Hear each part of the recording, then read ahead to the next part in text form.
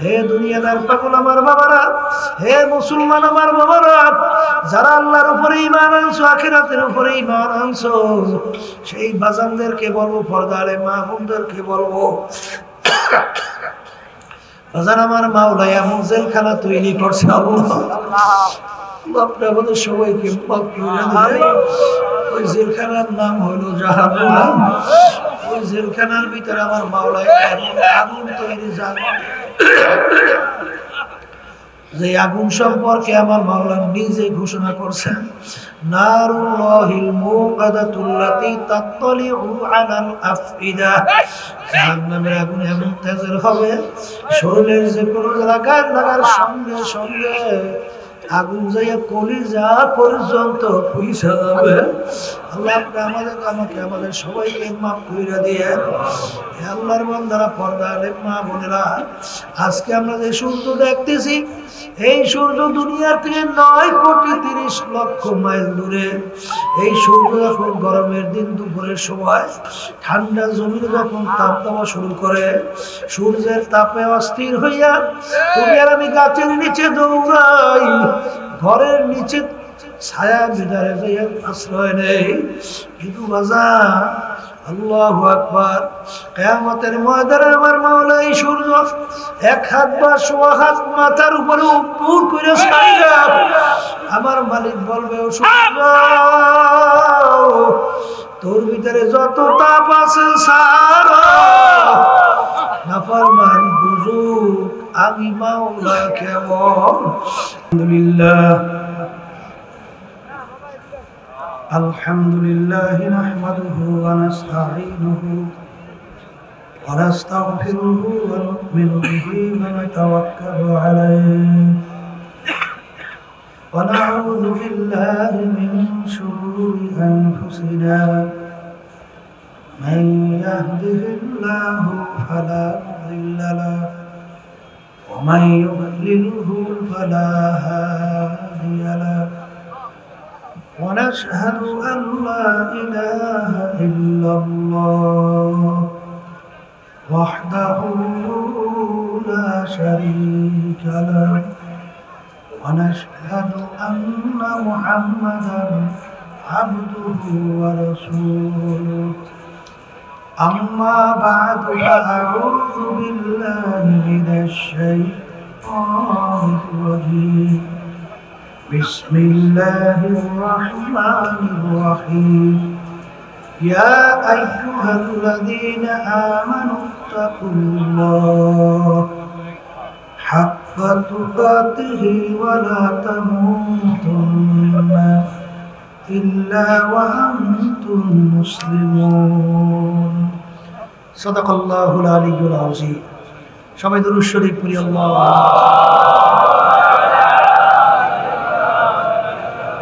সাল্লাল্লাহু আলাইহি ওয়া আলিহি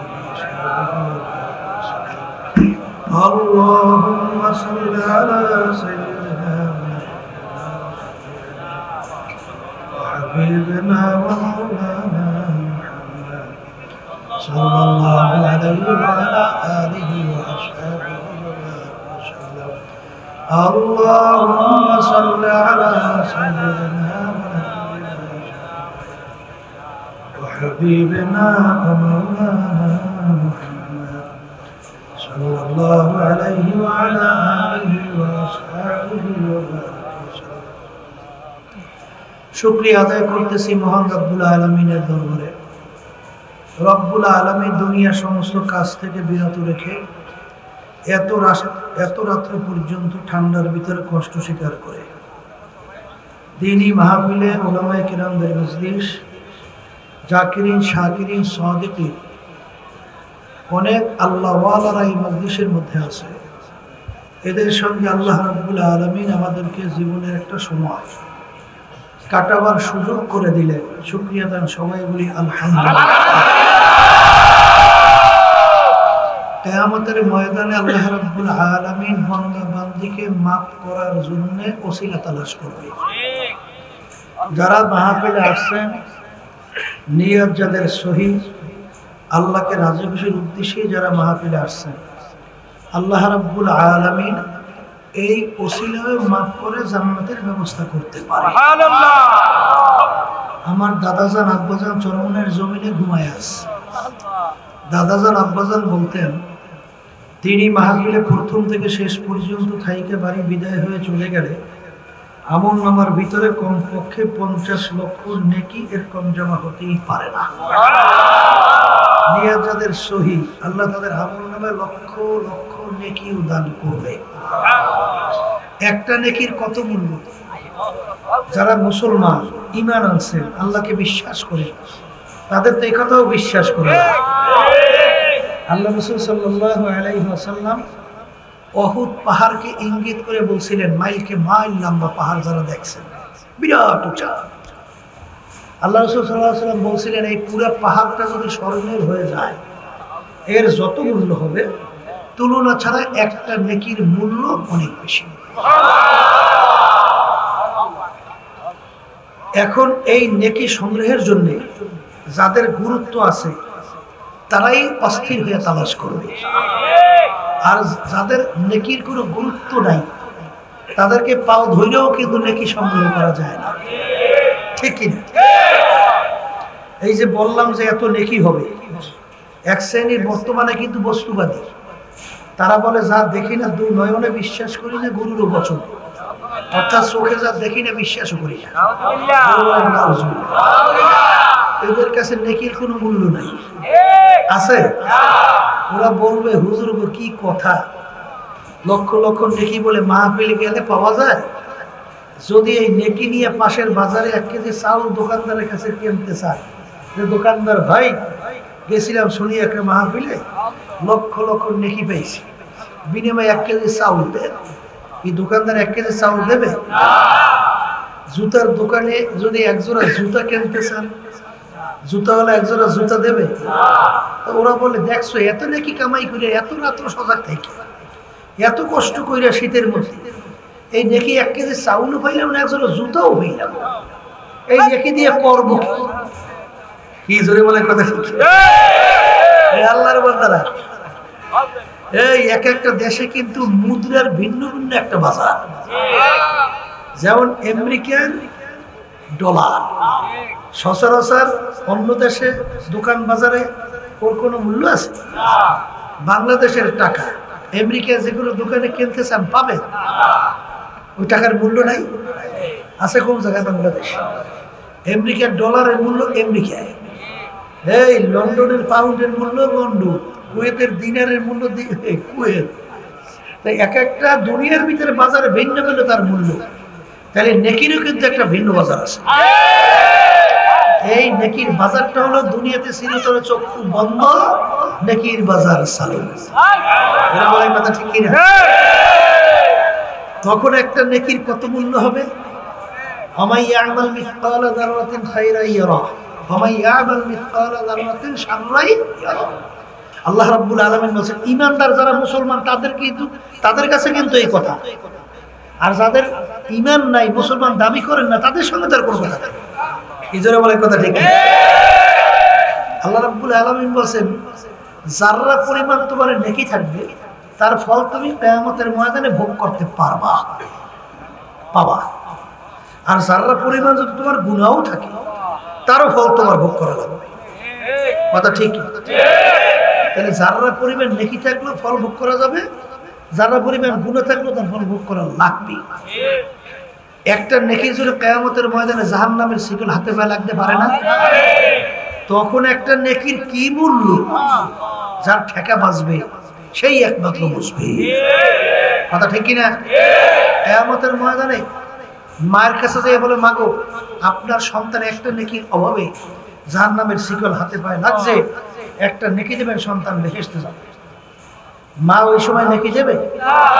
আল্লাহ রাব্বুল আলামিন কুরআনুল কারীমের ভিতরে আগেই জানাই রাখছেন, ইয়াউমা ইয়াফিরুল মারউ মিন আখিহি ওয়া উম্মিহি ওয়া আবিহি ওয়া সাহিবাতিহি ওয়া বানিহি লিকুল্লি ইমরিইন মিনহুম ইয়াউমা ইযিন শা'নুন ইউগনি। মা সন্তান থেকে ভাগবে, সন্তান বাপ থেকে ভাগবে, বাপ সন্তান থেকে ভাগবে। এই নেতারা সাগরেদদের থেকে ভাগবে, সাগরেদরা নেতাদের থেকে ভাগবে। কেউ কাউকে কোনো নেকি দেবে, যার যার চিন্তা সে ব্যস্ত থাকবে। তখন একটা নেকির কত মূল্য যার ঠেকা বাজবে সেই বুঝবে। জোরে বলার কথা ঠিক কিনা?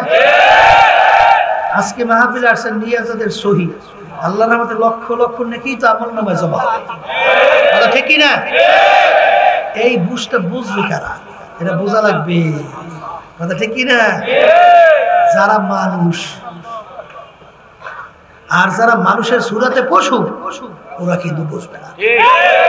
যেমন গরুরে যদি আপনি ভালো করে বুঝেন, স্টেজের সামনে চিল্লে পেটের ক্ষুদে, যদি আপনি ভালো করে বুঝেন যে তোর জন্য স্টেজের পিছনে খৈর ভালো ভুসি উন্নত মানের খাদ্য রেখে আসছে, যা খাইয়া এখানে চিল্লাও কার, গরু যাবে? হ্যাঁ, যত বুঝান বুঝান, যে চিন্তা করছেন আমার কথা তো মানে না। দেখি ইমাম সাহেব হুজুরকে নিয়ে আসে, ইমাম সাহেব তো তার কথা তো অনেকেই মানে, সবাই ইমাম সাহেবের একটা শ্রদ্ধা, একটা সম্মান আছে না? ইমাম সাহেব এসে বুঝায়, গরু আমি ইমাম, আমার পিছনে হাজার হাজার লোক নামাজ পড়ে, আমি যদি মিথ্যা কথাই বলি আমার পিছনে তো কেউ নামাজ পড়তো না, আমি নিজে খাদ্য দেখে আসছি, তুই যে খাইয়া গরু যাইবি? হ্যাঁ, এখন চিন্তা করলে ইমাম সাহেব যখন ওয়াজে শোনে না, সবাই পিছিয়ে হুজুর নিয়ে আসে, এ তো লক্ষ লক্ষ মানুষ কথা শুনবে, তাই হুজুরে এসে বুঝাইবে যে গরু আমি নিজে দেখে আসি খাইয়া, গরু যাইবে? কারণ কি? ওই বুঝ আল্লাহ গরুর মধ্যে। আর একটা মানুষকে যদি বলেন, যদি আপনার কাছে বলে যে পানির পিপাসা লাগছে, কোথায় পাবো? আপনি যদি দেখেন ওই যে দূরে একটা দেখা যায় গাছ, ধুধু ধুধু, চিনা যায় না, ভালো বোঝা যায় না, ওইটা একটা তাল গাছ, ওইটার গোড়ে একটা ডিপ টিউবওয়েল আছে, পানিটাও সুস্বাদু, এই সাইয়ের পানি খাইয়ে কি মানুষ বুঝবে না? বুঝবে না? এই বুঝ আল্লাহ দান করেছে মানুষের মধ্যে, এটা কিন্তু পশুর মধ্যে দেয় না। কথা ঠিক কিনা? যে কথা বলতে চাইছিলাম, আর দুনিয়া মাজরাতুল আখিরা, এই দুনিয়াটাই হলো ওই আখিরাতের সম্পদ নেকি কামাই করার জায়গা। কথা ঠিক কিনা?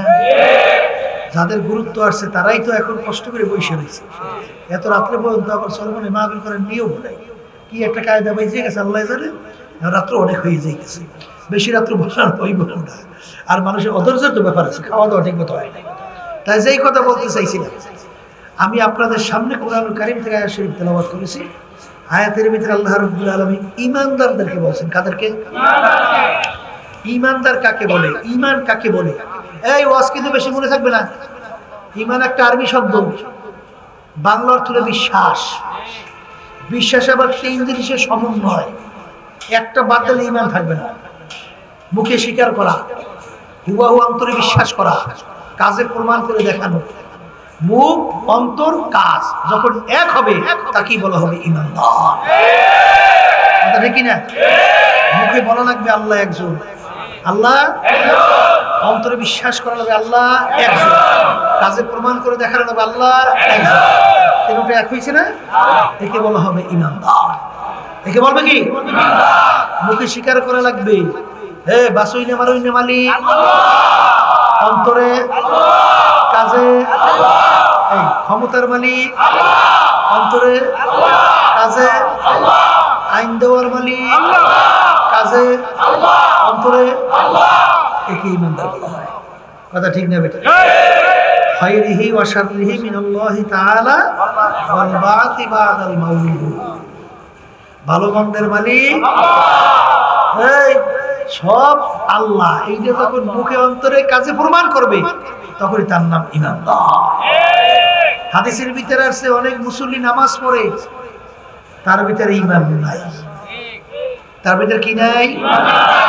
কোরআনুল কারীমের ভিতরে আল্লাহ রাব্বুল আলামিন বলেন, ফাওয়াইলুল লিল মুসাল্লিন, নামাজীর জন্য জাহান্নাম। কার জন্য? নামাজের জন্য জাহান্নাম। মুসল্লি নামাজ পড়ে ঈমান নাই, ব্যাপারটা বোঝা লাগবে। ব্যাপারটা কি? জোরে বলেন, কথা ঠিক কিনা? এক শ্রেণী আমার বাজানরা আছে, এরা মনে করে কি জানে, আইন দেওয়ার মালিক জনগণ। বুঝছে কইছেন না? না বুঝছে? আউযুবিল্লাহ নাউযুবিল্লাহ বুঝে টুঝে কই কি বর্তমানে যে প্রচলিত গণতন্ত্র তার প্রবক্তা উল্লেখযোগ্য আমেরিকার প্রাক্তন প্রেসিডেন্ট আব্রাহাম লিঙ্কন এই প্রচলিত গণতন্ত্রের থিওরি দিয়েছিল government of the people, by the people, for the people. তিনি এক কথায় বোঝাতে চায় সমস্ত ক্ষমতার মালিক জনগণ। ওদিকে নামাজ তো পড়ে আর মানে সমস্ত ক্ষমতার মালিক জনগণ। কি হইল ব্যাপারটা? হ্যাঁ, অনেক সময় বলি বাজান পাতিলের তলি যদি ছিদ্র থাকে, ছিদ্র বুঝেন, ফুটো, যত পানি পাতিলে রাখবে এক ফোঁটা পানিও থাকবে, সব কইরে সাবা, ঠিক কিনা? তলি ভালো, এক ফোঁটা রাখবেন, এক ফোঁটাই থাকবে। আবু তালেবের নাম শুনছেন? আল্লাহর হাবিবের চাচা। কেমন চাচা? দুনিয়ার ভিতরে সবচেয়ে বেশি তার সহযোগিতা করছে আল্লাহ রসুলকে। তার নাম হল আবু তালেব। আল্লাহর হাবিব সাল্লাল্লাহু আলাইহি ওয়াসাল্লাম কাফেররা যখন তাকে জেলখানা মুকাতাআতের ভিতর প্রায় 3 বছরের মতো রাখলেন, সেখানেও সময় কাটাইছেন আবু তালেব আল্লাহর হাবিবের সঙ্গে। তার কারণে আল্লাহ রসুলের উপরে অত্যাচার আক্রমণ করতে পারে না। আচ্ছা বলেন তো, আবু তালেব বেহেশতে যাবে? মুখ খুলে কথা বলেন। আল্লাহ রসুল সাল্লাল্লাহু আলাইহি ওয়াসাল্লাম এত উপকার করলো, তার এত সহযোগিতা করলো, তারপর সে বেহেশতে যাবে না কেন? ঈমান নিয়ে যাইতে পারে না। ঈমান নিয়ে যাইতে না পারার কারণে তার ভালো কাজের কোনো মূল্য না। কথা ঠিক কিনা? তাহলে সর্বপ্রথম সমস্ত ভালো কাজ কাজে লাগার জন্য শর্ত হলো ঈমান থাকতে হবে। আর ঈমানটা হলো নির্ভেজাল। কি ভেজাল? আখলিস দীনাকা ইয়াকফিকা আল কালিলু মিনাল আমাল। আল্লাহ রাসূল সাল্লাল্লাহু আলাইহি ওয়াসাল্লাম বলেন, তোমার ঈমানকে তুমি কি করো? নির্ভেজাল করো, খালেস করো, ভেজাল মুক্ত করো। যদি করতে পারো তাইলে তোমার অল্প আমলই তোমার নাজাতের জন্য যথেষ্ট। কথা ঠিক না? অল্প আমলই তোমার নাজাতের জন্য যথেষ্ট। কথা ঠিক কিনা? ঈমান কেমন মজবুত করা লাগবে? হে আল্লাহর বান্দারা, ইমাম ফখরুদ্দিন রাজি রহমাতুল্লাহি আলাইহি নাম শুনছেন? বড় মুহাদ্দিস ছিলেন, বড় মুফতি ছিলেন। ওই যে বড় তাফসীর লিখছিলেন, তাফসীরে কবির, 101টার মতো দলিল ঠিক করছে। শয়তান মৌতের সময় ঈমান নষ্ট করার জন্য চেষ্টা করবে না? এখন শয়তানের সঙ্গে বোঝাপড়া করা লাগবে তো। এই জন্য 101টার মতো দলিল ঠিক করছে, শয়তান আল্লাহকে যুদ্ধ করবে, দলিল প্রমাণ দিয়ে তারপর প্রমাণ করবে আল্লাহ 100। কথা বোঝেন নাই? এমন দলিল ঠিক করে হাঁটতে আছে রাস্তায়, আর চিন্তা করে আমি তো আলেম মানুষ, কোরআন এবং হাদিস বুঝিও ভালো, তাই দলিল প্রমাণ যা ঠিক করছি শয়তানের সাথে বোঝাপড়া একটা হইবে। কিন্তু যারা মূর্খ, কোরআন এবং হাদিস ভালো বোঝে না, ওদের মৌতের সময় ঈমানের অবস্থা কেমন? ঈমান নিয়ে কবর যাওয়ার সম্ভাবনাই নেই। কেমনে যাই? রাস্তা দিয়ে হাঁটতে আছে, রাস্তার পাশে দেখে এক সাধারণ মানুষ কুড়াল দিয়ে কাঠ কাটে, কাঠুরিয়া। তো ইমাম ফখরুদ্দিন ভাই এদিকে আসেন। আসছে, জিজ্ঞাসা করে, ভাই আল্লাহ কয়জন? ওই সাধারণ কাঠুরিয়া বলছে আল্লাহ একজন। এই মেয়ে, আল্লাহ একজন বললেই হবে? দলিল প্রমাণ লাগবে না? জমিনটা আমার, প্রমাণ লাগবে না? দলিল লাগবে না? হাতে আছে কুড়াল, কুড়ালটা উপরে উঠেই বলে আপনি বললেন কি? বলে বলছি আল্লাহ একজন, এর প্রমাণ কি?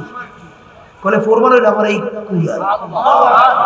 দ্বিতীয়বার যদি বলো আল্লাহ কয়জন, প্রমাণ করতে দলিল লাগবে, একটা কোপ দিয়ে মাথা 2 খন্ড। আল্লাহ একজন, আবার প্রমাণটা কি রে? বিনা দলিলে আল্লাহ। সংক্ষেপে বুঝবে, কোন জিনিস না বানাইলে হয় না, হয়? তাহলে এই বিশাল আসমান জমিন সূর্য চন্দ্র, এই মানুষ 18,000 কম বেশি মাখলুকাত, এই যে কিছু দেখতেছেন সবকিছু বিনা না বানাইলে আপনি আপনি কারিগর ছাড়া হয়েছে? ধরে বলেন না। তাহলে একজন বানাইনি আছে না? এই বানাইনা কারিগরের নাম হলো আল্লাহ। কথা ঠিক কিনা? এখন আবার অনেকে চালাকি করে বলে আল্লাহ যদি একজন থাকেই তাহলে তাকে বানাইলো কি? ওকে একটু জোরে আউযুবিল্লাহ নাউযুবিল্লাহ। আচ্ছা, এই যে কথাটা বলছি, আমি যদি বলি আল্লাহকে বানাইছে অমুকে, প্রশ্ন শেষ? তাহলে আবার করবে না, তাহলে তাকে বানাইছে কে? যদি বলি তাকে বানাইছে অমুকে, প্রশ্ন শেষ? তাহলে আবার বলবে না তাকে বানাইছে কে? ই করবে কি করবে না? যদি বলি তাকে বানাইছে অমুকে, প্রশ্ন শেষ? তাহলে তাকে বানাইছে কে, তাকে বানাইছে কে, তাকে বানাইছে কে, প্রশ্ন শেষ কবে? মুখুলে কথা কর, কোনদিন শেষ হবে? আর যদি শেষ নাই হয় তাহলে ব্যাপারটা কি? কারণ ব্যাপারটা কিছুই না। আল্লাহ রাসূল সাল্লাল্লাহু আলাইহি ওয়াসাল্লাম বলেন, তাফাক্কুরু ফি খালকিল্লাহ ওয়ালা তাফাক্কুরু ফিল্লাহ। তোমরা আল্লাহর মাখলুকাত সম্পর্কে চিন্তা করো, আল্লাহ সম্পর্কে চিন্তা করতে যাইও না। কারণ আল্লাহ সম্পর্কে চিন্তা করার শক্তি আমার মালিক তোমাদের এই ব্রেনের ভিতরে দেয় না। দেশাই এই আজ পর্যন্ত মানুষ কিভাবে আবিষ্কার করতে পারছে? আগে তো ওলামায়ে কেরাম বয়ান করতে চিন্তা ছিল যে কি কই কি বুঝাই, মানুষ বুঝে না। বুঝে একটা মানুষ যাকে ছোট বেহেশত আল্লাহ দান করবে 10টা দুনিয়ার সমান। কয় দুনিয়ার সমান? 10 দুনিয়ার সমান। তাও আবার ছোট বেহেশত দেবে একজনকে। যাকে আল্লাহ বড় বেহেশত দেবে কত বড়? তো একজন দুইজন মানুষ বেহেশতে যাবে? কোটি কোটি মানুষ বেহেশতে যাবে না? তাহলে একজনকে ছোট বেহেশত যদি দেয় দুনিয়ার 10 দুনিয়া সমান, বড় বেহেশত কোনো সীমা নাই। কোটি কোটি মানুষ বেহেশতে যাবে, এত জায়গা মাওলায় পায়। কথা বুঝে? বর্তমানে জায়গা পাওয়া গেছে, এই জায়গাগুলো শেষ হবে। যদি বলে কথা ঠিকই না? আল্লাহু আকবার। দেখবেন বৈজ্ঞানিকরা আবিষ্কার করে নতুন নতুন ছাড়তে আছে, বুঝেন নাই? সবে মাত্র বলে এই 100-র ভিতরে 999.99, তাও এখন মধ্যে আবিষ্কার করতে পারে নাই।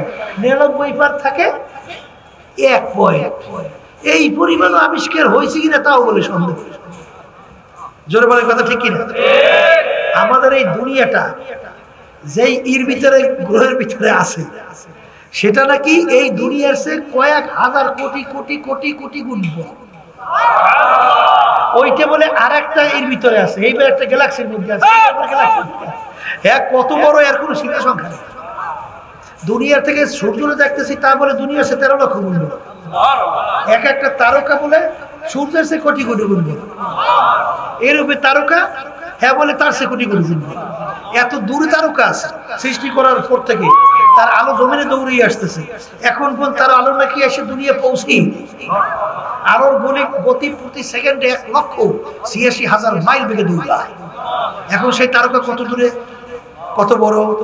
ধরে বলেন কথা ঠিক কিনা? এখন এটা মানুষের ব্রেনে ধরবে? কতক্ষণ না কা? এই বিয়ার আমি যে মানুষ বলি আব্দুল করিম, রেজাউল করিম, আব্দুর রহিম, যদি জিজ্ঞাসা করি তুমি জ্যান্ত না মরা, বলে আমি জ্যান্ত। বলে তোমার ভিতরে রুহু আছে না নাই? বলে আছে। বলে বলো তো রুহুটা কেমন? দেখছো কবে? কালা না নীল না ধলা? কে বলতে পারবে? কেউ বলতে পারবে? তাহলে রুহু দেখছে? তাহলে আমি বিশ্বাস করেন না আপনার ভিতরে রুহু আছে? আল্লাহ তো এইটাই বুঝাইছে, দেখ তোর ভিতরে রুহ রেখা আমি তোকে হাঁটাইতে চলাইতে কথা বলাইতে পারলাম। এই গোপনে রেখে আল্লাহ পারলো না? এইটা যদি গোপনে পারে, তা আল্লাহ বলছে সবকিছু, অন্য কিছু কবরে আযাব সবকিছু গোপনে পারে না? না পারে কি পারে না? আমার বাজানদেরকে বলবো, খবরদার চালাকি বেশি কইলেন না, শেষ মধ্যে ফল পাইবেন কিন্তু আন্ডা। নিজে ধ্বংস, আর একজনের ধ্বংস করবে, ঠিক কিনা? এই জন্য আমার বাজানদেরকে বলবো, এই ইমানদার নির্ভেজাল ইমান থাকা লাগবে। সমস্ত ক্ষমতার মালিক আল্লাহ, আইন দেওয়ার মালিক আল্লাহ, ভালো মন্দের মালিক আল্লাহ। জোরে বলেন কথা ঠিক কিনা? ইমানদার হওয়ার পরে আল্লাহ বলতেছেন এখন আমাকে ভয় করো। হে ইমানদাররা আমাকে ভয় করো, ভয় করার মতো ভয় করো। আমার মালিকের ভয় যদি তোমার আমার অন্তরের ভিতরে না থাকে, ওই আল্লাহর বান্দা বান্দি গোপনে অন্ধকারে কোনদিন গুনার থেকে বেরোতে পারবে না। পারবে? কারণ কি, আল্লাহর ভয় যদি না থাকে যা মনে হয় তা করে, ঠিক কিনা? যখন আল্লাহর ভয় থাকবে তখন এই বান্দা বান্দি গুনার দিকে যখন অগ্রসর হবে, তখন সে মনকে বলবো, রে মন, কেউ দেখে না, একজন আমার দিকে তাকায় আছে, সে একমাত্র আমার আল্লাহ আমাকে দেখতেছে। জোরে বলেন কথা ঠিক কিনা? আল্লাহ আমাকে দেখতেছে। এই যখন ভয় ভিতরে পয়দা হবে ওই বান্দা বান্দি তখন গুনার কাজেও যাবে না। এই জন্য আমার বাজানদেরকে আল্লাহর ভয় পয়দা করার জন্য বাজান, এই যে তরিকা শোনেন, আমাদের চরমনাই তরিকার নাম হলো চিশতিয়া সাবরিয়া। এই তরিকার 5টা ঔষধ আছে। এই ঔষধ আল্লাহর ফজলে পালন করলে অল্প সময়ের ব্যবধানে দেখবেন আর অনেক আল্লাহর ওলিরা, অনেক হক্কানি তরিকার পীর বুজুর্গেরা অনেক কোরআন এবং হাদিসের থেকে তোমাকে আমাকে ঔষধ প্রয়োগ করে, এবং ঠিক মতো যদি চলা যায় দেখবা আল্লাহর ফজলের করমে অল্প সময়ের ভিতরে তোমার আমার ভিতরে ঈমানকে মজবুত হইয়া, ঈমান মজবুত হইয়া আল্লাহর ভয় ভিতরে পয়দা হইয়া যায়। বাজান, এই যে জিকির শোনেন, আমরা বলি সুবহানাল্লাহ, খেয়াল করি কি আল্লাহ আমার দিকে চাইয়ে বলতেছেন, বান্দা মাওলাকা। আমি জিকির করি আলহামদুলিল্লাহ, খেয়াল করি আমি মাওলাকে ডাকি, আমার মালিক আমার দিকে চাইয়ে বলে, বান্দা আমাকে বলাওকা। আমি যখন জিকির করি লা ইলাহা ইল্লাল্লাহ, আমার মালিক আমার দিকে চাইয়ে বলে, বান্দা তুমি আমার জিকির করো, আমার কালিমা বলো, আমার বলি বানানছো। আমি আমার মাওলাকে আমি ডাকি, আমার মাওলা ডাকে জবাব দেয়। আমি যখন বলি আল্লাহ, আমার মালিক উত্তর দেয়, বান্দা তুমি আমাকে ডাকো কা। এই আল্লাহর বান্দা বান্দার জিকির করতে করতে বাজার, এক আল্লাহর বান্দার পেশাবুজুরের অনেক মুরিদ ছিল। একটা বোকা মুরিদ পেশাবুজুর বড় মোহাব্বত করতো। আল্লাহু আকবার। অন্যান্য মুরিদেরা বলা শুরু করলো, এই বোকাটাকে হুজুর এত কেন মোহাব্বত করে? এই বোকা তো স্বাভাবিক, তার স্বাভাবিক জ্ঞান তো নাই।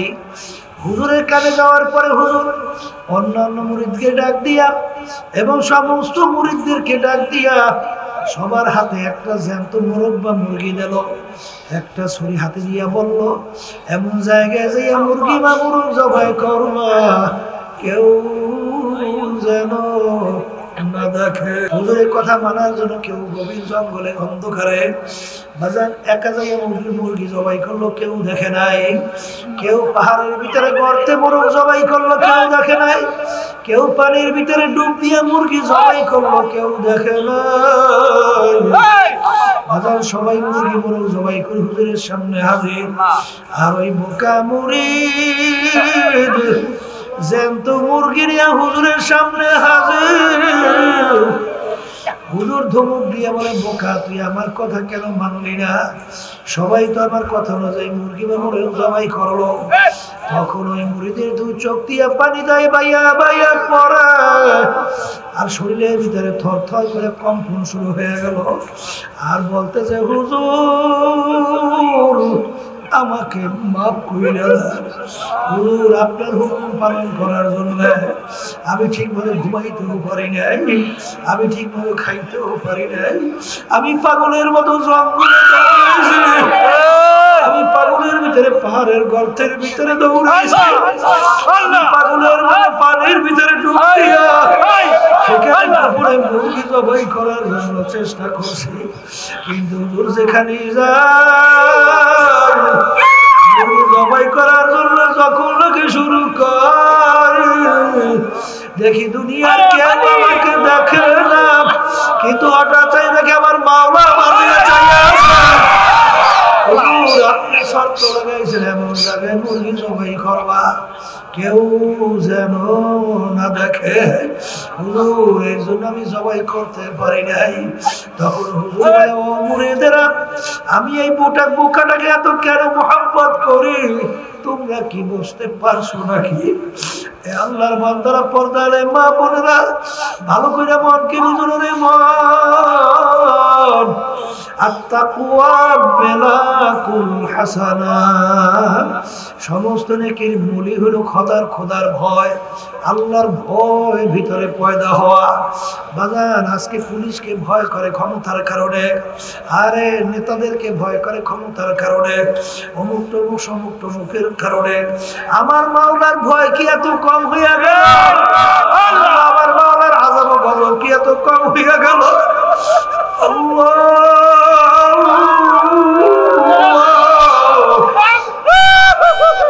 আপনি আমাদের সবাইকে মাফ করে দিয়ে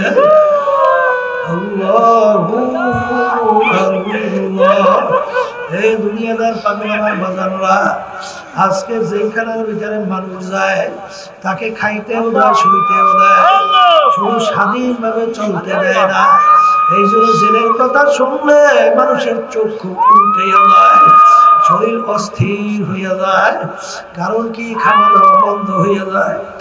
যে ব্যাপার কি আপনি এত কেন চিন্তা করে? শোনেন না, আমার একটা কেসের রায় হবে, সেল হওয়ার সম্ভাবনা আছে। এই চিন্তায় সেটা তো সব নষ্ট করবে। শব্দ কত আল্লাহু আল্লাহ। জেলের চিন্তায় দেখবেন তার ঠিক মতো খাওয়া দাওয়া থাকে না, ঘুম পর্যন্ত নষ্ট হইয়া যায়। এমন জেলখানা, যে জেলখানায় খাইতেও দেয়, শুইতেও দেয়, শুধু স্বাধীনভাবে চলা যায় না। হে দুনিয়াদার পাগল আমার বাবারা, হে মুসলমান আমার বাবারা, যারা আল্লাহর উপরে ঈমান আনছো, আখিরাতের উপরে ঈমান আনছো, সেই বাজানদেরকে বলবো, পর্দারে মা বোনদেরকে বলবো, বাজান আমার মাওলা এমন জেলখানা তৈরি করছে আল্লাহ, আপনি আমাদের সবাইকে মাফ করে দিন। ওই জেলখানার নাম হলো জাহান্নাম। ওই জেলখানার ভিতরে আমার মাওলা এমন আগুন তৈরি, যে আগুন সম্পর্কে আমার মাওলা নিজে ঘোষণা করছেন, নারুল্লাহিল মুকাদাতুল্লাতী তাত্তালিউ আলাল আফইদা। জাহান্নামের আগুন এমন তেজের হবে, শরীরের যে কোনো জায়গায় লাগার সঙ্গে সঙ্গে আগুন যাইয়া কলিজা পর্যন্ত পৌঁছে যাবে। আল্লাহ আপনি আমাদের সবাইকে মাফ করে দিয়ে। আল্লাহর বান্দারা, পর্দারে মা বোনেরা, আজকে আমরা যে সূর্য দেখতেছি, এই সূর্য দুনিয়ার থেকে 9,30,00,000 মাইল দূরে। এই সূর্য যখন গরমের দিন দুপুরের সময় ঠান্ডা জমিনে যখন তাপ দেওয়া শুরু করে, সূর্যের তাপে অস্থির হইয়া তুমি আর আমি গাছের নিচে দৌড়াই, ঘরের নিচে ছায়া বিদারে যাইয়া আশ্রয় নেই। কিন্তু বাজার, আল্লাহু আকবার, কিয়ামতের ময়দানে আমার মাওলা এই সূর্য এক হাত বা সোয়া হাত মাথার উপরে উপর করে ছাইরা আমার মালিক বলবে, ও সূর্য, তোর ভিতরে যত তাপ আছে সারা, নাফরমান বুঝুক আমি মাওলা কেমন। বাজার কিয়ামতের ময়দানে গাছ নাই, বাড়ি নাই, ঘর নাই, বাড়ি নাই, সূর্যের তাপে কিয়ামতের ময়দানে পুইরা লাল চামড়ার মতো লাল হয়ে যাবে। বাজার ভাগুই নাও কোনো যায় নাই।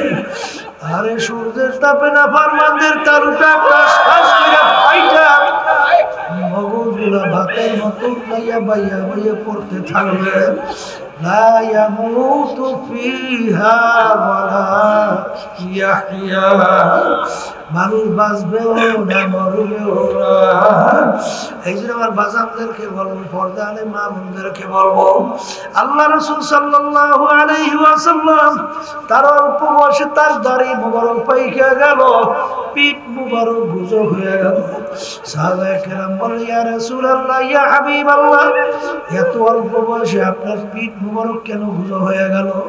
আপনার দাড়ি মুবারক কেন পাইকা গেল? আল্লাহ রাসূল বলেন, ও আমার সাহাবারা, আল্লাহ রাব্বুল আলামিন কোরআনুল কারীমের মধ্যে দেয়।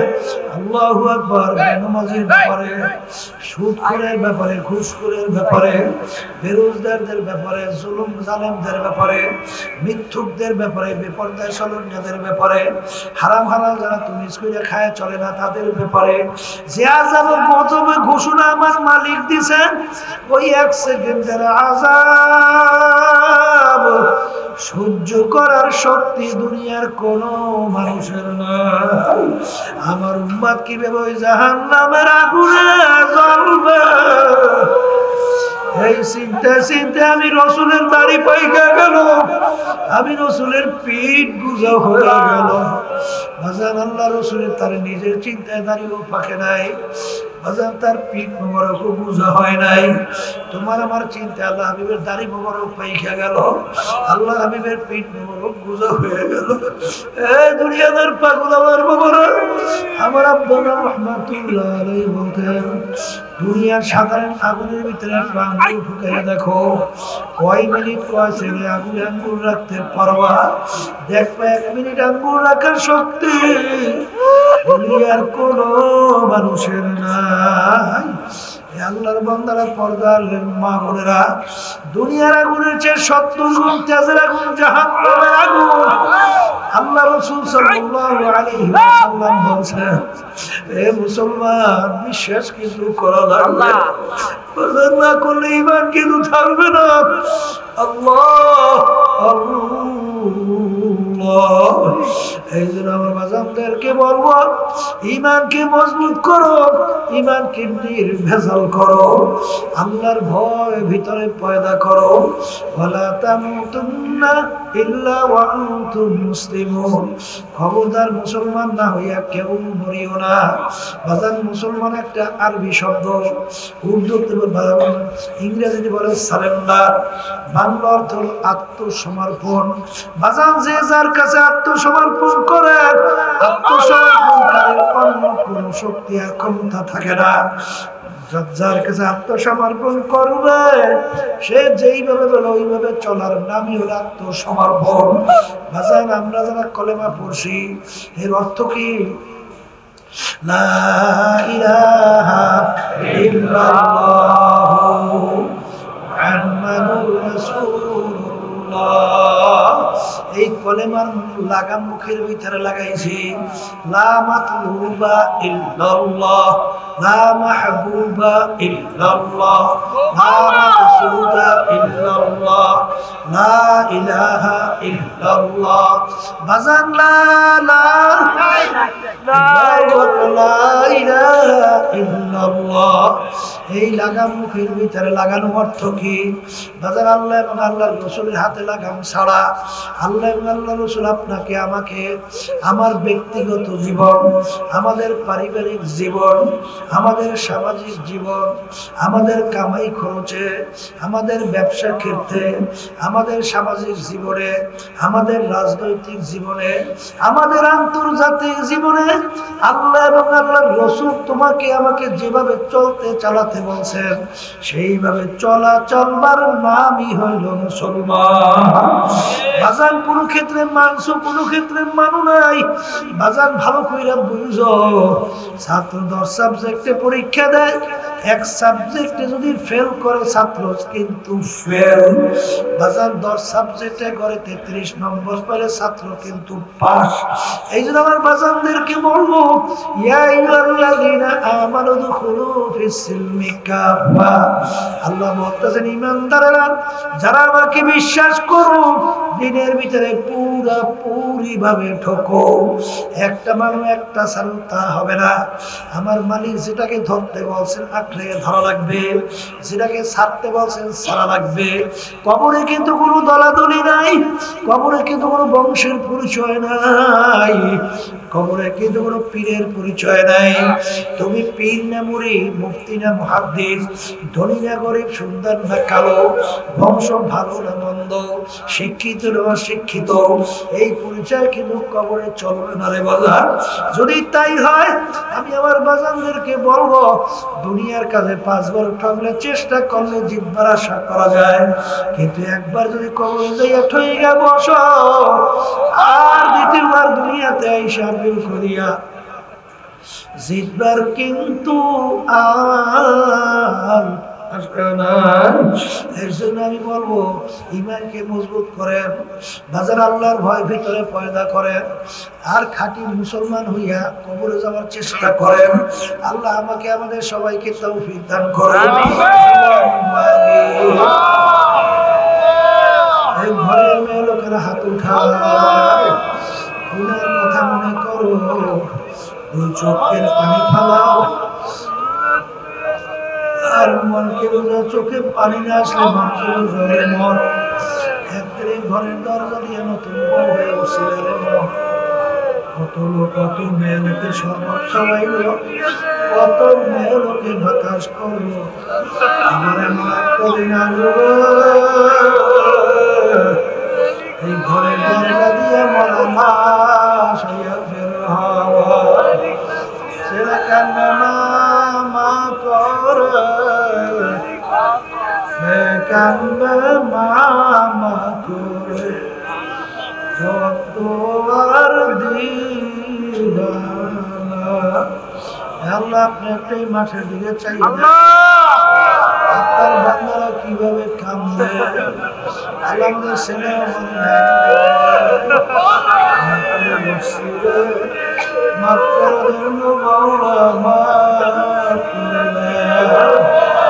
আল্লাহ যাদের মাহফিল হলো চেষ্টাকে সাহায্য করলো। আমরা যারা মাহফিলে উপস্থিত হয়ে গেলাম, আমাদের সবাই বলে খাস মেহেরবানি নাযিল করেন আল্লাহ। আল্লাহ আমাদের আম্মা আব্বা আত্মীয় স্বজন, আল্লাহ যে যার কবরে শুয়ে আছে, যত মুজাহিদিন মা বোনেরা দিনদারেরা, তাদের সবাই কবরকে বেহেশতের বাগান বানায়া দেন। সুবহানা রাব্বিকা রাব্বিল ইজ্জাতি আম্মা ইয়াসিফুন ওয়া সালামুন আলাল মুরসালিন, আলহামদুলিল্লাহ।